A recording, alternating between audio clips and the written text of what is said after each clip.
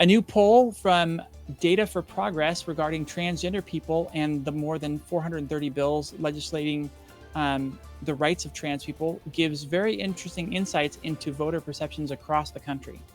The poll surveyed 1,220 likely voters asking what they think about the legislative onslaught against trans people. The study found that the vast majority of voters see these bills as government overreach and feel that politicians are just using them as political theater to divide the country. This is even true of Republican voters, with 55% saying it's theater versus 33% feeling that the bills address a real danger. The survey also sheds a great deal of light on why 33% of Republicans and 25% of voters overall feel the legislation is necessary. It asked respondents to estimate the number of people who are trans and what percentage of those experience regret after surgery, and found that respondents dramatically overestimated in all cases. For what percentage of adults identify as trans or non-binary, respondents guessed 21% versus the reality of closer to 1.6%. For people 30 and under who identify as trans, they guessed 25% when the reality is closer to 5%.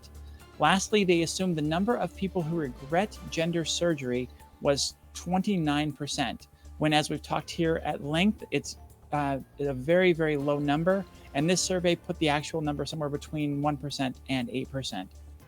When it comes to the perceived threat level of increased transgender visibility, the numbers get really interesting.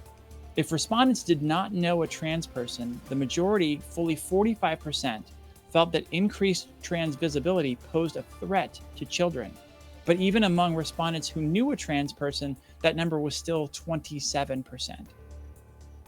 So there's something to be dealt with there, where there's a perception that the visibility of trans people is somehow a very negative thing for the children in our country. And that's a perception that drastically needs to change if we're ever going to ensure that we have rights here as trans people in America. The poll conclusion states that, quote, "Our polling reveals that Republican politicians advocating for anti-LGBTQ plus legislation are out of step with the American electorate. Likely voters oppose this legislation and are willing to support Democratic politicians who directly fight it. However, despite the progress made in trans rights and increased visibility of trans people in American society, many Americans remain uninformed about trans people. Anti-trans activists exploit this lack of awareness to push discriminatory legislation."